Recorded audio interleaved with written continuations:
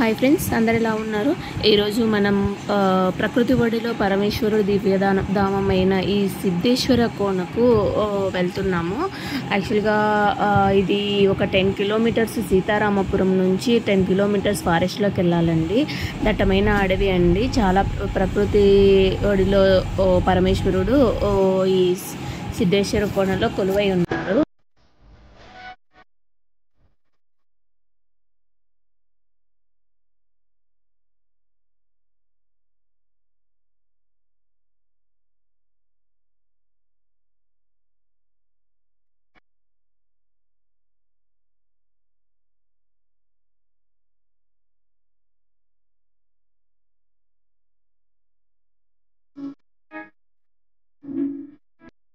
చుట్టూ ఎత్తైన కొండలు, కనుచూపు మేర పచ్చగా పరిచిన ఎత్తైన చెట్లతో కనువిందు చేస్తే ఈ సప్త కోనేరులో కొలువై ఉన్న ఈ పరమేశ్వరుని ఆలయము సిద్ధేశ్వర కోన అండి.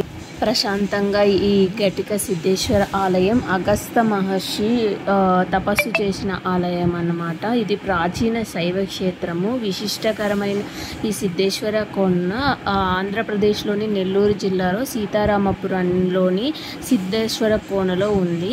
ఈ ఘటిక సిద్ధేశ్వరం ఇక్కడి ఆలయంను దర్శించుకోవడానికి అనేక జిల్లాల నుంచి భక్తులు వస్తుంటారు. అత్యంత ప్రాచీనమైన ఆలయము. ఇది 6వ శతాబ్దానికి చెందిందని మన చరిత్ర చెబుతుంది. సప్త ఋషుల్లో ఒకరైన అగస్త్య మహర్షి ఈ క్షేత్రంలో తపస్సు చేసి ఉమామహేశ్వరుని కళ్యాణం చేసించినట్లు నాంది ఉందండి. ఇది విజయనగర సామ్రాజ్యానికి చెందిన 2వ హరిహరరాయలు, ఆయన కొడుకు మొదటి దేవరాయలు ఈ గుడిని మండపంను కట్టించారు. తర్వాత ఈ ఆలయం కొన్ని సంవత్సరాల తర్వాత శిథిలావస్థకు చేరుకుంది. ఈ ఆలయాన్ని మళ్ళీ ఈ 1974లో కాసిరెడ్డి నాయన ఈ క్షేత్రంను సందర్శించి తపస్సు చేశాడు. ఈ క్షేత్రంలో తపస్సు చేసిన తర్వాత ఆయన శిష్యులు కొంతమంది ఈ ఆలయాన్ని మళ్ళా పునరుద్ధరించాడు. ఈ ఆలయంలో ఇష్టకామేశ్వరి టెంపుల్ కూడా ఉందండి. ఆలయం చాలా పురాతనమైనది. ఈ 6వ శతాబ్దానికి చెందినది కాబట్టి చాలా ఓల్డ్ టెంపుల్. ఈ ఆలయంలో శిథిలావస్థకు వచ్చింటే కాసిరెడ్డి నాయన కట్టించాడనమాట. ఇక్కడ ఇష్టకామేశ్వరి దేవి కూడా ఉంది. మనము శ్రీశైలంలో చూస్తాం కదండి, ఇష్టకామేశ్వరి టెంపుల్కి వెళ్ళడానికి మనము 1 డే టికెట్ తీసుకొని వెళ్ళాల్సి వస్తుంది కదా. ఇక్కడ కూడా ఇష్టకామేశ్వరి అమ్మవారు ఉంటుందండి. ఈ అమ్మవారు కూడా చాలా ప్రసిద్ధి చెందిన అమ్మవారు. యాక్చువల్గా ఏ కోరికలైనా కోరుకున్నా కానీ ఈ అమ్మవారి దగ్గర తీరుతాయంట. సో మేము వెళ్ళే టయానికి ఇక్కడ అభిషేకం చేస్తున్నారు.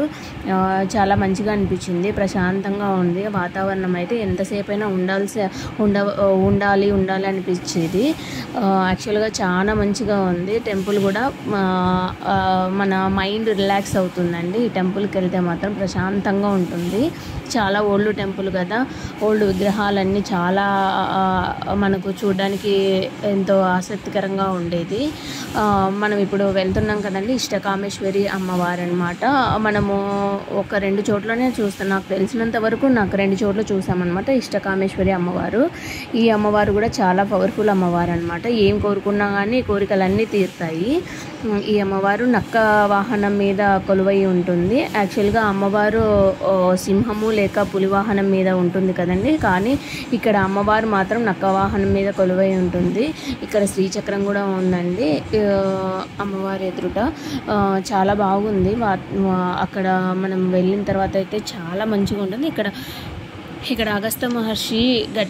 అగస్త్య మహర్షి సప్త ఋషుల్లో ఒకరైన అగస్త్య మహర్షి ఈ ఆలయంలో తపస్సు చేశాడని నాంది ఉంది కదండి. అప్పుడు అగస్త్య మహర్షి శివుడు ఎంతసేపటికి ప్రత్యక్షం అవ్వకపోతే ఘటికం మింగే లోపు శివుడు ప్రత్యక్షం అవుతాడు. అందుకని ఇక్కడ ఘటిక సిద్ధేశ్వరం అని ఆ పేరు వచ్చింది. అగస్త్య మహర్షిని ఆశీర్వదించి ఇక్కడ శివుడు కొలువై ఉన్నాడు. ఇష్టకామేశ్వరి టెంపుల్ కూడా చాలా పవర్ఫుల్ అమ్మవారు. ఏ కోరికలైనా కానీ మంచిగా తీరుతాయి అన్నమాట ఈ అమ్మవారి దగ్గరికి వెళ్తే. ఇక్కడ దసరా దీపావళి సమయంలో మంచిగా ఉత్సవాలు జరుగుతాయి. శివరాత్రి కార్తీక పౌర్ణమికి ఘనంగా ఉత్సవాలు జరుగుతాయండి శివుడికి. దసరా దీపావళి సమయంలో ఇష్టకామేశ్వరి దేవుడికి వివిధ రూపాలతో దర్శనమిస్తుంది. ఇక్కడ మాత్రం నిత్యం అన్నదానం జరుగుతుంది. అసలు అన్నదానం కూడా ఎంత బాగుందంటే చాలా టేస్టీగా ఉంటుంది. ఒక్కొక్క రోజు 20 to 30 వెరైటీస్ కూడా పెడతారు. మేము వెళ్ళినప్పుడైతే ఫుడ్ అయితే చాలా బాగుంది. మాకైతే చాలా బాగా నచ్చింది అనమాట. పిల్లలు కూడా చాలా ఇష్టంగా తిన్నారు.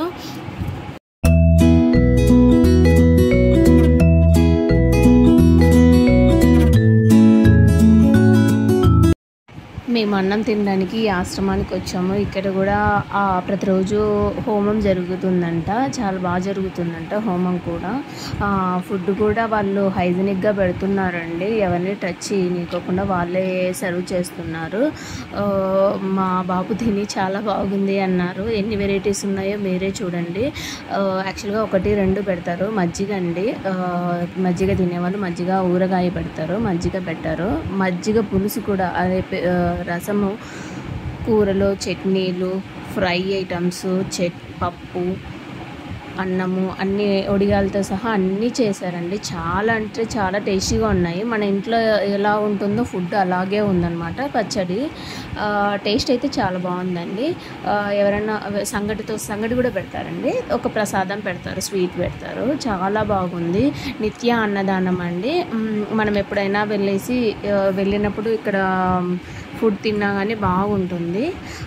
చాలా అంటే టేస్టీగా ఉంది. ఈ వాతావరణం కూడా చాలా బాగుంది అనమాట. ఇక్కడ నిద్రించడానికి సౌకర్యాలు కూడా ఉన్నాయండి. ఉత్సవాలు జరిగేటప్పుడు భక్తులు అక్కడే కొంతమంది నిద్ర చేయాలని మొక్కుబడి ఉంటుంది కదండి. ఆ మొక్కు తీర్చుకోవడానికి వాళ్ళు సౌకర్యం కూడా ఉంది. మిగిలిన సమయాల్లో కూడా ఆల్మోస్ట్ ఉత్సవాల టైంలోనే కాదు, నార్మల్ డేస్లో కూడా ఇక్కడ అన్నదానం జరుగుతుంది. ప్లస్ రూమ్స్ కూడా అవైలబుల్గా ఉంటాయి. ఆల్మోస్ట్ ఈ మ్యాంగో ట్రీస్ చూడండి ఎంత పెద్దగా ఉన్నాయో.